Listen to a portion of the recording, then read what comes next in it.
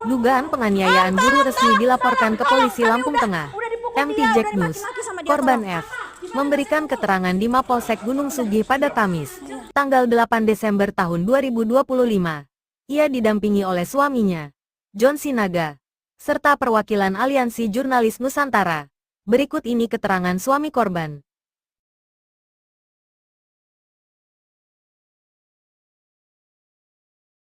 Terima kasih atas pertanyaannya. Sebelumnya saya perkenalkan diri saya dulu. Saya adalah John, suami dari korban dugaan penganiayaan yang terjadi pada 23 Desember 2025 yang terjadi tepat di depan SMP Negeri 1 Gunung Sugi. Kami kesini dalam rangka mendampingi istri saya yang telah terzolimi dan telah dipukul secara brutal oleh oknum guru yang berinisial HA. Itu kejadiannya ada perlawanan nggak Bang itu? Ya, jadi singkat sekilas kejadian itu pada hari Selasa sekira jam 8.45 waktu Indonesia Barat. Pada saat itu, menurut cerita keterangan istri saya sedang tidak ada jam belajar mengajar. Akan tetapi karena aturan menganjurkan untuk masuk ke dalam sekolah, maka dia hadir.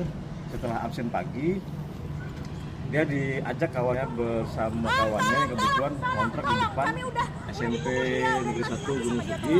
Nah, kawannya tersebut berinisial DLG bersama rekan seprofesinya. DLG ini kebetulan dia masih P3K. Setelah absen itu, dia diajak ke rumah kontrakan itu untuk beli sarapan pagi.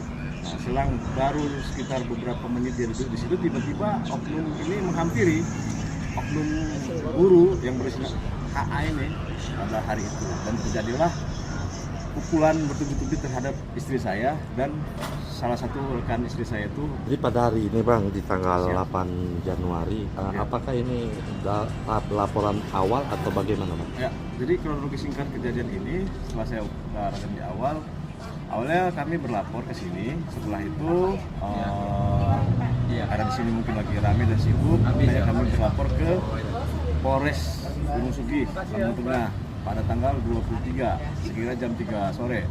Nah, setelah itu kan memang mungkin ada Natal dan Tahun Baru ya, serta cuti bersama ya. Mungkin ya kami juga maklum lah, tetap menghargai kinerja aparat rekan kepolisian. Nah, setelah tanggal 5 saya ambil visum itu, setelah diperiksa tanggal 23 maka langsung divisum esok harinya tanggal 24, karena pada hari itu saya divisum, istri saya divisum di rumah sakit daerah. Karena di visum itu 1.500.000 kurang lebih, saya belum bawa duitnya. Nah, akhirnya dengan kesepakatan kami berdua istri, besoklah kami visum di Puskes Gunung Sugi. Setelah visum tersebut, besoknya saya proses setelah visum, diambil visumnya, maka diserahkan ke penyidik Polres Lampung Tengah. Oh ya Bang, harapan Bang untuk kepolisian ya, khususnya Gunung Sugi Bang, Polsek Gunung Sugi. Saya berharap polisi bertindak presisi sesuai nawacita Kapolri Pak Jenderal Listio Sigit Prabowo, karena ini menurut saya extraordinary. Kasus ini kasus yang kekerasan luar biasa, karena satu, mencemarkan nama institusi pendidikan yang sebetulnya menjadi nawacita ya pendiri almarhum Ki Hajar Dewantara adalah digugu dan ditiru. Akan tetapi kejadian kekerasan ini malah terjadi di ruang yang seharusnya aman dan nyaman untuk melakukan belajar mengajar di situ. Harapan saya agar cepat melakukan tindakan sesuai dengan nawacitanya Pak Kapolri, Pak Jenderal Listio Sigit Prabowo.